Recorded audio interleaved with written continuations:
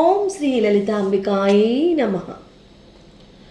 అనంతకోటి బ్రహ్మాండ నాయకి సకల చరాచర సృష్టిని తన కనుసైగతో శాసించే ఆదిపరాశక్తి పాదపద్మాలకు శతకోటి ప్రణామాలు.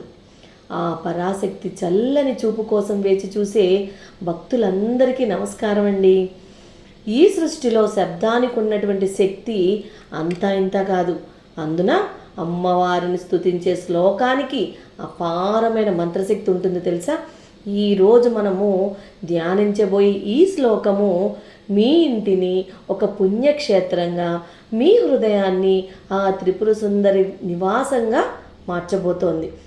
ఎక్కడో కాశీకి వెళ్ళి గంగలో మునిగితేనో, ప్రయాగలో త్రివేణి సంగమ స్నానం చేస్తేనో దక్కే ఆ పరమ పవిత్ర పుణ్య ఫలాన్ని కేవలం మీ ఇంట్లో కూర్చుని ఈ ఒక్క శ్లోకాన్ని శ్రద్ధగా వినడం ద్వారా వచ్చేటువంటి ఫలితాన్ని శంకర భగవత్పాదుల వారు ఇందులో చెప్పారండి. ఆదిశంకరాచార్యుల వారు అమ్మవారి నేత్రాలనే ముక్కోటి తీర్థాలుగా మార్చి మనకు అందించారన్నమాట. మరి ఈరోజు మనం చెప్పుకోబోయే శ్లోకం మీ జన్మ జన్మల ప్రారంధ కర్మలను దహించి వేసే ఒక దివ్య మంత్రాస్త్రం. మీ ఇహపర సాధనలకు మోక్ష మార్గాన్ని చూపే ఒక జ్ఞాన గంగన్నమాట.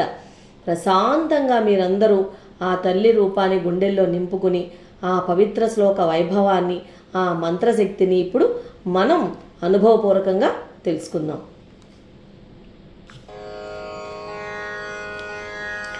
పవిత్రీకర్తుం నః పశుపతి పరాధీన హృదయే దయామిత్రైర్నేత్రైరరుణధవళశ్యామరుచిభిః నదస్సోణో గంగా తపనతనయేతి ధ్రువమయం త్రయాణాం తీర్థానాముపనయసి సంభేదమనఘం.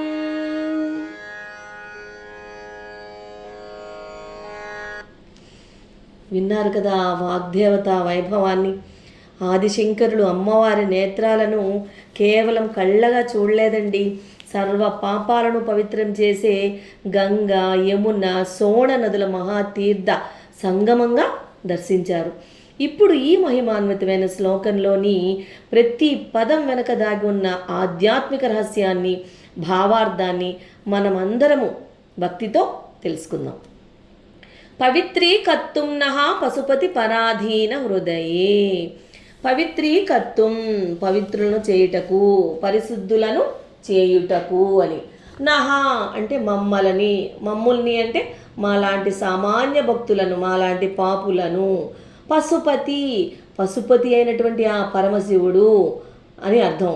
పరాధీన అంటే ఇంకొకళ్ళ ఆధీనంలో వెళ్ళిపోవడం అనమాట. అంటే పూర్తిగా ఆధీనమైపోయినా, వశమైపోయినా, పూర్తిగా లొంగిపోయినా అని అర్థం వస్తుందన్నమాట. హృదయము కలదానా, ఎవరు ఆ తల్లి, ఓ జగన్మాత అంటే హృదయం కలిగిన అమ్మవారికి చెప్తున్నారన్నమాట. పశుపతి పరాధీన హృదయే అంటే శివుడి హృదయాన్ని దోచుకున్న తల్లి అని. ఇక్కడ శంకరాచార్యులు వారు అమ్మవారిని పిలిచే విధానం అద్భుతం. అమ్మా, నీ హృదయం నీ దగ్గర లేదు, అది నీ భర్త అయిన పరమశివుడికి పూర్తిగా అంకితమైపోయింది, నువ్వు శివుడి పరమైపోయావు అని అర్థం అన్నమాట. కానీ దీని వెనుక ఒక పరమార్థం కూడా ఉంది. పశువు అంటే ఇక్కడ జంతువు అని కాదు, అజ్ఞానంలో ఉండి సంసార బంధాలలో చిక్కుకున్న జీవుడు అంటే ఎవరండి, మనమే అని అర్థం అన్నమాట.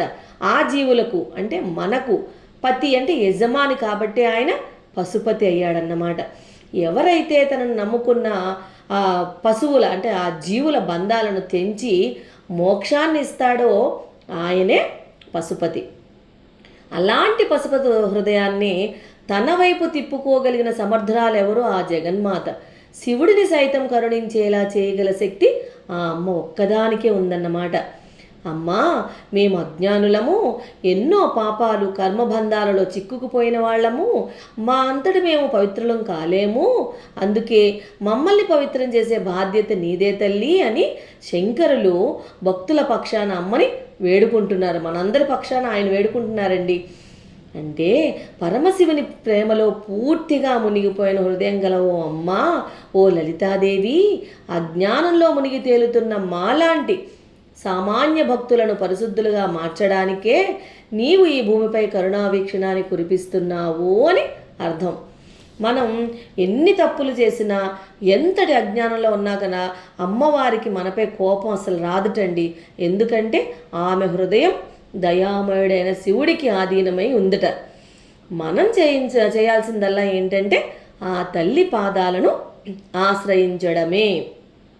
మనల్ని పవిత్రం చేసే బాధ్యత అప్పుడు ఆవిడే చూసుకుంటుందన్నమాట. ఇక్కడ చిన్న ఉదాహరణ చెప్తాను. ఎలా అంటే, ఒక చిన్న పాపాయి బురదలో ఆడుకుని ఒళ్ళంతా మురికి చేసుకుంది అనుకోండి, తల్లి ఆ పిల్ల తల్లి అసహించుకోదు కదా. ఆ తల్లి అసహించుకోకుండా దగ్గరకు తీసుకుని ఎలా స్నానం చేయించి ఆ పిల్లను శుభ్రం చేస్తుందో, అలాగే సంసారం అనే బురదలో చిక్కుకున్నటువంటి మనలందరినీ కూడా ఆ అమ్మ తన కంటి చూపుతో అలా మనందరినీ పవిత్రం చేస్తుందిట. అది ఈ పాదానికి అర్థం. ఇక తర్వాత పాదం, దయామిత్రై నేత్రై రరుణ ధవళ శ్యామ రుచిభిహి. ఇక ఈ రెండవ పాదంలో ఆ జగన్మాత కళ్ళ యొక్క పరమ అద్భుతమైన దివ్య స్వరూపాన్ని ఆవిష్కరించారు. అమ్మవారి కళ్ళు కేవలం అందమైనవి మాత్రమే కాదు, అవి సకల జీవులను రక్షించే కరుణా సముద్రాలు అని నిరూపించే లైన్ ఇది. దయామిత్రై అంటే దయను స్నేహితులుగా కలిగిన, కరుణతో నిండిన అని. అంటే ఏంటంటే దయకు సహజ సిద్ధమైన మిత్రుల వంటివి అయినా, అంటే దయకు అమ్మ కళ్ళకు విడదీరాని స్నేహం ఉందట. నేత్రై నీ కన్నుల చేత, అరుణ అంటే ఎరుపు రంగు, ధవళ తెలుపు రంగు, శ్యామ నలుపు రంగు, రుచిభిహి కాంతులతో ప్రకాశిస్తున్నట్టి అని అర్థం. అంటే దయకు స్నేహితురాలైన కళ్ళు. లోకంలో స్నేహితులు ఉంటారు కదా, స్నేహితులు ఒకరినొకరు విడిచి ఉండలేరు కదా. అలాగే ఆ జగన్మాత కళ్ళకు దయ అనే గుణానికి విడదీరాని స్నేహం ఉందట. అంటే అమ్మ కళ్ళు తెరిచింది అంటే అక్కడ దయ కురవడం ఖాయం. మనల్ని ఉద్ధరించడానికి ఆ కళ్ళు ఎప్పుడు దయారసంతో తొణికిసలాడుతూ ఉంటాయట. అమ్మవారి కళ్ళు 3 రంగుల కలయికతో ప్రకాశిస్తున్నాయట. ఆ 3 రంగుల వెనుక ఒక అద్భుతమైన తాత్విక రహస్యం కూడా ఉందండి. అరుణ రంగు, అరుణ అంటే ఎరుపు రంగు. ఆ కంటి కొసలలో చివర్లో అన్నమాట ఒక లేత ఎరుపు రంగు కనిపిస్తుందట. ఆ ఎరుపు రంగు దేనికి సంకేతమో తెలుసా? ప్రేమకు, వాత్సల్యానికి. ఒక తల్లి తన బిడ్డను చూసినప్పుడు ఆనందంతో, ప్రేమతో ఆమె కళ్ళు ఎలా ఎర్రబడతాయో, ఈ సృష్టిలోని జీవులన్నింటినీ కూడా తన బిడ్డల్లా చూసుకునేటువంటి ఆ జగన్మాత కళ్ళు కూడా భక్తులపై ఉండే అమితమైన దయ వల్ల, వాత్సల్యం వల్ల ఎప్పుడూ ఎరుపు రంగు కాంతితో మెరిసిపోతూ ఉంటాయట. ఇంకో రంగు ఏం చెప్పుకున్నా, ఇంకా అమ్మ కంటి చివరిలో ఉండే ఎరుపు రంగు కాంతి ఎర్రటి ఇసుకతోటి గంభీరంగా ప్రవహించే సోణ నదిలా ఉంది అని చెప్తున్నారు శంకర్లు అన్నమాట. ఇక తర్వాత రంగు ధవళ. ధవళ అంటే తెలుపు. కంటిలోని తెల్లని భాగం ఉంటుంది కదా, అది సాత్విక గుణానికి, అంటే సృష్టిలో స్థితి కార్యానికి, రక్షణ కార్యానికి, ఇంకా పవిత్ర గంగా నదికి ప్రతీకట. అంటే మన మనసులోని అజ్ఞానాన్ని తొలగించి జ్ఞానాన్ని ప్రసాదించే శుద్ధ స్ఫటిక సంకేతం ఈ తెలుపు రంగు. ఇక 3వ రంగు శ్యామ అంటే నలుపు రంగు. కంటి పాపలో ఉండేటువంటి నల్లటి భాగం ఉంటుంది కదా, గుడ్డు, అది తామస గుణానికి, అంటే లయ, అంటే సంహార కార్యానికి కానీ, రక్షణ కార్యానికి కానీ, ఇంకా యమునా నదికి ప్రతీకట. మనలోని దుష్టత్వాన్ని, పాపాలను నాశనం చేసే శక్తికి ఈ నలుపు గుర్తు అన్నమాట. ఇంకా అర్థమయ్యేలా చెప్పాలంటే, ఓ లలితాదేవి, దయాగుణానికి ఆత్మీయ మిత్రురాలైన నీ దివ్య నేత్రాలు, నీ కళ్ళు ఎరుపు, తెలుపు, నలుపు అనే 3 రంగుల కాంతులతో విరాజిల్లుతున్నాయి. ఈ 3 రంగుల చూపులతోనే నువ్వు సృష్టిని పాలిస్తూ మమ్మల్ని అనుగ్రహిస్తున్నావు తల్లి అని అర్థం. అమ్మవారి కళ్ళు కేవలం ఒకే రకమైన అనుగ్రహాన్ని ఇవ్వట. మనకు ప్రేమ కావాల్సి వచ్చినప్పుడు ఎరుపు రంగుతో, జ్ఞానం కావాల్సి వచ్చినప్పుడు తెలుపు రంగుతో, అంటే గురువులాగా, మనలోని చెడును నశింపజేయాల్సి వచ్చినప్పుడు నలుపు రంగుతో, అంటే రక్షకురాలిలాగా మారుతూ మనల్ని కాపాడతాయట. ఇక తర్వాతి పాదం, నద సోణో గంగా తపనతనయేది ధ్రువమయం. ఇక 3వ పాదంలో అద్భుతమైన ఒక దివ్యమైన దృశ్యాన్ని మన కళ్ళకు కట్టించారు శంకరులు. అమ్మవారి 3 రంగుల కళ్ళు కేవలం రంగులు కావు, అవి ఈ భారతదేశాన్ని పునీతం చేస్తున్న 3 మహానదులు అని సంచలన ప్రకటన చేసినటువంటి లైన్ అన్నమాట పాదం. నద సోణో అంటే ఎరుపు రంగులో ప్రవహించే సోణ నదము. సోణ నది అంటే ఏంటంటే ఎర్రటి వర్ణమున ఉండేటువంటి పవిత్రమైన నదిటది. ఇక రెండవది గంగా, పవిత్రమైన తెల్లని గంగా నది. తపయ తనయ అంటే తపనుడు అంటే సూర్యుడు, తనయ అంటే కూతురు, అంటే సూర్యపుత్రిక అయినటువంటి నల్లని యమునా నది. ఇది ఈ నదుల రూపాలే అని. ధ్రువం నిశ్చయంగా, ఖచ్చితంగా. అయం అంటే ఇది, అంటే ఈ అమ్మవారి కళ్ళల్లో ఈ కలయిక, ఈ రంగుల కలయిక అని అర్థం అన్నమాట. అంటే ఈ విశ్వంలోనే అత్యంత శక్తివంతమైన ఆధ్యాత్మిక రహస్యాన్ని శంకరుల వారు ఇక్కడ మనకు బట్టబయలు చేస్తున్నారు. అమ్మవారి ముఖాన్ని చూస్తూ ఆయన పరవశించిపోతున్నారు. ఎందుకు? అమ్మ కళ్ళల్లో ఆయనకి 3 మహానదులు కనిపిస్తున్నాయట. అమ్మ కంటి కొసల్లో ఉండేటువంటి ఆ లేత ఎరుపు రంగు కాంతిని చూడగానే శంకరుల వారికి ఎర్రటి ఇసుకతో ప్రవహించే సోణనదం గుర్తుకొచ్చిందిట. సంస్కృతంలో సోణ అంటే రక్తాంబర రంగు, అంటే నిగనిగలాడి ఎరుపు రంగు అని అర్థం. సోణనదం అనే పదాన్ని వినగానే మనకు ఏదో ఒక సాధారణమైన నది అని గుర్తుకొస్తుంది. కానీ మన సనాతన ధర్మంలో, ఆధ్యాత్మిక శాస్త్రంలో ఈ సోణనదానికి ఒక అత్యంత శక్తివంతమైన ప్రత్యేకమైన స్థానం ఉందండి. మన భారతదేశంలో ప్రవహించే జీవనదులన్నింటినీ మనం స్త్రీ రూపాలుగా, అమ్మవార్లుగా, అంటే గంగమ్మ, యమునమ్మ, గోదావరి అని భావిస్తాం కదా. మామూలుగా నదులన్నింటినీ స్త్రీ రూపాలు అనుకుంటాం. కానీ అత్యంత గంభీరమైన వేగంతో, పురుష లక్షణమైనటువంటి పరాక్రమంతో ప్రవహించే కొద్దిపాటి జలధారలను మాత్రమే మనము నదము అని పిలుస్తామన్నమాట. అంటే పురుషుడు కనుక నదం అంటాం. బ్రహ్మపుత్ర నదం ఎంత పవర్ఫుల్లో ఈ సోణ నదం కూడా అంతటి పరాక్రమవంతమైనదిట. అమ్మా, నీ కంటి కొసల్లో ఉండేటువంటి ఆ లేత ఎరుపు రంగు రేఖ మెల్లగా సాగే నదిలా లేదు. అది సకల పాపాలను, దారిద్రాలను తుడిచిపెట్టేస్తూ అత్యంత వేగంగా, గంభీరంగా ప్రవహించేటువంటి ఆ సోణ నదంలా ఉంది. అంటే ఈ ఎరుపు రంగు అనేది ఏంటి, దేనికి చిహ్నం? రాజస గుణానికి, ఇంకా సృష్టి కార్యానికి సంకేతం అన్నమాట. అంటే అమ్మ కంటిలోని ఆ స్వచ్ఛమైన తెల్లని భాగాన్ని చూడగానే హిమాలయాల నుండి జారుపడే పరమ పవిత్రమైన తెల్లని గంగానది గుర్తుకొచ్చిందిట. ఇంకా అమ్మ కంటి పాపలోని నిగనగలాడే ఆ నల్లని గుడ్డు భాగాన్ని చూడంగానే సూర్యభగవానుని పుత్రిక అయినటువంటి నల్లని నీటితో ప్రవహించేటువంటి యమునా నది, అంటే తపన తన్నయ, ఆవిడ గుర్తొచ్చిందిట. శంకరులు ఊరికే పోల్చడం లేదండి, ధ్రువం అంటున్నారు ఈ పాదంలో. ధ్రువం అంటే ఇది నా ఊహ కాదు, నిజం, నిశ్చయంగా అమ్మ కళ్ళ 3 నదుల స్వరూపమే ఖచ్చితంగా చెప్తున్నారని భీష్మించుకుని చెప్తున్నారన్నమాట. ఈ 3 రంగులు మన కంటి ఎదుటే ఒకే చోట కలిసి కనిపిస్తున్నాయి అని చెప్తున్నారు శంకర్లు. అంటే ఏమంటున్నారు ఇంకా? అమ్మా, నీ కళ్ళల్లో ఉన్న రంగుల కలయికను చూస్తుంటే అది నిశ్చయముగా ఎర్రటి సోణ నది, తెల్లటి గంగా నది, నల్లటి యమునా నది అనబడే 3 పవిత్ర నదుల రూపమే అని మాకు ఖచ్చితంగా అర్థమవుతోంది తల్లి అని చాలా ఖచ్చితంగా చెప్తున్నారట శంకరులు. అంటే ఇక్కడ మనకు సందేశం ఏంటంటే, ఈ భూమిపై నదులు ప్రవహిస్తూ భూమిని సస్యశ్యామలం చేస్తున్నాయి కదా, అలాగే అమ్మవారి కళ్ళల్లోంచి కరుణ అనే నదులు ప్రవహిస్తూ మన జీవితాలను ఆనందమయం చేస్తున్నాయి అంటున్నారు. ఒకే ఆకాశంలో గంగ, యమున, సోణ నదులు కలిసి ప్రవహించలేవు కదా, కానీ అమ్మవారి కనుబొమ్మల క్రింద ఆ చిన్న కళ్ళల్లోని 3 మహానదులు ఇమిడిపోయి ప్రవహిస్తున్నాయని, అంతటి అద్భుత స్వరూపం అమ్మ కన్ను అని చెప్తున్నారు శంకరులు. ఇక చివరి పాదం, త్రయాణం తీర్థానాం ఉపనయసి సంభేద మనఘం. ఇక ఈ చివరి పాదంలో ఈ శ్లోకానికి పరమ అద్భుతమైన ముగింపుని ఇచ్చారు ఆ శంకరులు. అమ్మవారి కళ్ళను చూడడం అంటే కేవలం ఒక దైవ దర్శనం మాత్రమే కాదు, అది యావత్ భారతదేశం పవిత్రంగా భావించే త్రివేణి సంగమ తీర్థయాత్రా ఫలమని తేల్చి చెప్పేసిన మహాశక్తివంతమైన పాదం అండి ఇది, ఈ చివరి పాదం. త్రయాణం అంటే 3 ఏవి? గంగా, యమున, సోణ నదులు అన్నమాట.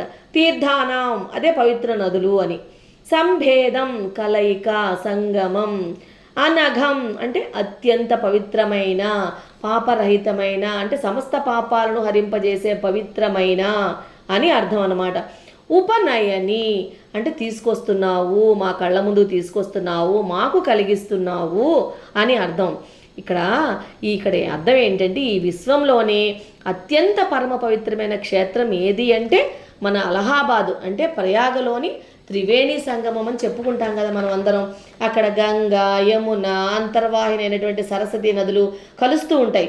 ఆ సంగమంలో ఒక్కసారి మునిగితే జన్మ పాపాలు పోతాయని నమ్ముతూ ఉంటాం అనమాట. కానీ శంకర భగవత్పాదులు ఇక్కడ ఒక పరమ రహస్యాన్ని మనకు చూపిస్తున్నారు. అమ్మా, లోకులు పాపాలు పోగొట్టుకోవడానికి ఎక్కడో ఉన్న ప్రయోగక్షేత్రానికి వెళ్తారు, కానీ నీ ముఖార విందాన్ని దర్శించుకునే భాగ్యం కలిగిన భక్తుడికి మాత్రం ఆ అవసరమే లేదు తల్లి. ఎందుకంటే నీ కంటి కొసల్లోని ఎరుపు అనే సోణనదం, కంటిలోని తెలుపు అనే గంగా నది, కంటి పాపలోని నలుపు అనే యమునా నది, ఈ 3 నదులు విడివిడిగా లేవు. అవి నీ కళ్ళల్లోనే ఏకమై ఒక అద్భుతమైన త్రివేణి సంగమాన్ని, సంభేదం అని చెప్పారు, త్రివేణి సంగమాన్ని ఏర్పాటు చేశాయి తల్లి అంటున్నారు. ఇంకేమంటున్నారు? అది ఎలాంటి సంగమం? అనఘం అంటే ఏ రకమైన దోషము పాపము లేని పరమ పవిత్రమైన సంగమం. నీ కళ్ళను భక్తితో దర్శించుకునే భక్తుడి ముందుకు నువ్వు ఆ 3 నదుల సంగమ పుణ్యాన్ని మోసుకొచ్చి వాడి ఒడిలో పెడుతున్నావు తల్లి. ఉపనయని పెడుతున్నావు అని చెప్పుకున్నాం కదా.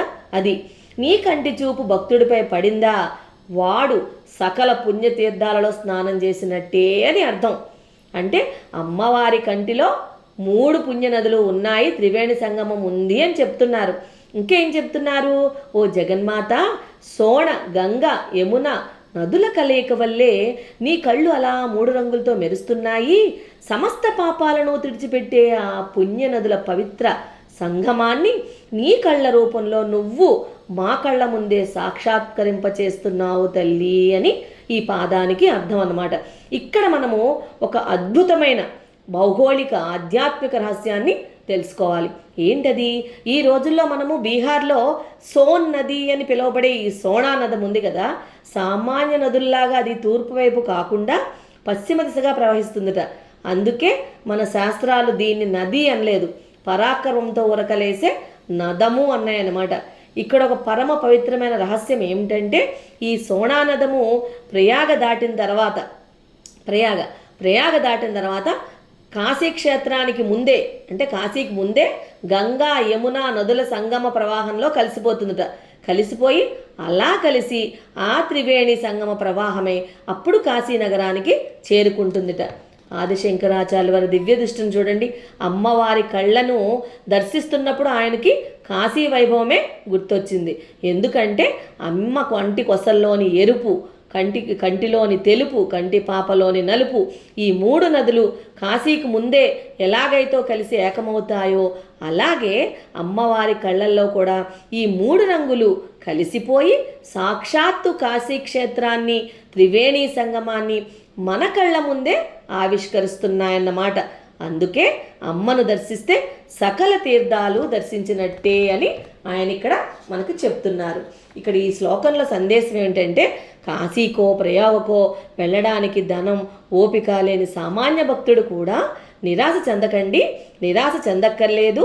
ఇంట్లోనే అమ్మవారి పటాన్ని ఎదురుగుండా ఉంచుకుని ఈ శ్లోకాన్ని చదువుతూ ఆమె కళ్ళను చూస్తూ అలా ధ్యానిస్తూ ప్రయాగ తీర్థంలో స్నానం చేస్తూ ఉంటే కనుక, ఆమె కళ్ళను ధ్యానిస్తూ ఉంటే కనుక ప్రయాగ తీర్థంలో స్నానం చేస్తే ఎంత పుణ్యం వస్తుందో అంత పుణ్యం లభిస్తుందిట. ఇక్కడ ఒక చిన్న ఉదాహరణ ఏంటంటే, ఎండలో అలసిపోయి వచ్చినటువంటి బిడ్డకి బావి దగ్గరికి వెళ్ళే ఓపిక లేనప్పుడు తల్లి తానే స్వయంగా గ్లాస్తో మంచినీళ్ళు తెచ్చి బిడ్డ నోటికి అందిస్తుంది కదా, అలా అందించినట్టు మనం నదుల దగ్గరకు వెళ్ళలేకపోతే అమ్మే ఆ నదుల పుణ్యాన్ని తన కళ్ళ ద్వారా మన దగ్గరికే తీసుకువస్తోందిట. అదండి ఈ పాదానికి అర్థం. ఈ శ్లోకం యొక్క మొత్తం అంతరార్థాన్ని ఒక్క ముక్కలో మీకు చెప్తాను. ఏంటంటే, మన మనసంతా పరమశివుడికి అంకితం చేసిన ఓ చల్లని తల్లి లలితాదేవి, సంసారం అనే బురదలో చిక్కుకుని అజ్ఞానంతో కొట్టుబెట్టాడుతున్న మాలాంటి సామాన్య భక్తులను పవిత్రం చేయడానికే నువ్వు నీ కళ్ళల్లో 3 రంగుల కాంతులను దాచావు. నీ కంటి చివర్లో ఉండేటువంటి ఎరుపు రంగు పశ్చిమం వైపు పరాక్రమంతో ఉరకలేసే సోణనదంలాగా కంటిలోని తెలుపు రంగు పాపాలను కడిగేసే గంగానదిలాగా, కంటి పాపలోని నలుపు రంగు సూర్యపుత్రిక అయినటువంటి చల్లని యమునా నదిలాగా మెరుస్తోంది. ఈ 3 నదులు కాశీక్షేత్రానికి ముందే కలిసిపోయి పవిత్ర ప్రవాహంగా మారినట్లు నీ కళ్ళల్లోనే ఆ 3 రంగులు కలిసిపోయి ఒక పరమ పవిత్రమైన త్రివేణి సంగమంగా మారాయి తల్లి అంటున్నారు. ఎక్కడో ఉన్న అలహాబాదుకో కాశీకో వెళ్ళే ఓపిక ధనం లేని సామాన్యుల కోసం నువ్వే స్వయంగా ఆ 3 నదుల పుణ్యఫలాన్ని నీ కంటి చూపు ద్వారా మా ముందుకు తెచ్చి ఇచ్చావు తల్లి. ఎవరైతే నీ ముఖాన్ని భక్తితో దర్శించుకుంటారో వారిపై నీ కంటి చూపు పడుతుందో వారి జన్మజన్మల పాపాలన్నీ తక్షణమే కరిగిపోయి వారు గంగా స్నానం చేసినంత పవిత్రులైపోతారు అని ఈ శ్లోకానికి మొత్తం అర్థం అన్నమాట. అదండి ఈ శ్లోక భావార్థం. అమ్మవారి కళ్ళల్లో ఉండే ఆ త్రివేణి సంగమాన్ని ఎవరైతే ధ్యానిస్తారో వారికి సకల తీర్థయాత్రలు చేసినటువంటి పుణ్యం లభిస్తుంది. కాశీకి ప్రయాగకు వెళ్ళలేని వారు ఎవ్వరూ చింతించవద్దు. చింతించకుండా ఈ శ్లోకాన్ని మనసారా చదువుకుంటే ఆ తల్లి కరుణా కటాక్షాలు మనందరికీ లభిస్తాయన్నమాట. ఉదాహరణ ఏంటంటే మురికి పట్టినటువంటి ఒక వస్త్రం ఉంటుంది కదా, దాన్ని సోపు నీటిలో వేస్తే ఎలా తెల్లగా మారిపోతుందో పాపాలతో నిండినటువంటి మన జీవితం కూడా అమ్మవారి కంటి చూపుతో అలా పవిత్రమైపోతుందిట. ఆ కంచి కామాక్షి, కాశీ విశాలాక్షి, మన హృదయ నివాసిని అయినటువంటి ఆ లలితా త్రిపుర సుందరీ దేవి త్రివర్ణ నేత్రాల దివ్య మంగళ జ్యోతి మీ ఇళ్లల్లో, మన ఇళ్లల్లో, మన మనస్సుల్లో ఎల్లప్పుడూ నిండి ఉండాలని నేను మనసారా ప్రార్థిస్తున్నానండి. సకల జగత్తుకు ముక్తిని ప్రసాదించే ఆ పరాశక్తి పాదపద్మాలకు మనస వాచ కర్మణ ప్రణామం చేస్తూ జయ జయ శంకర హర హర శంకర. స్వస్తి.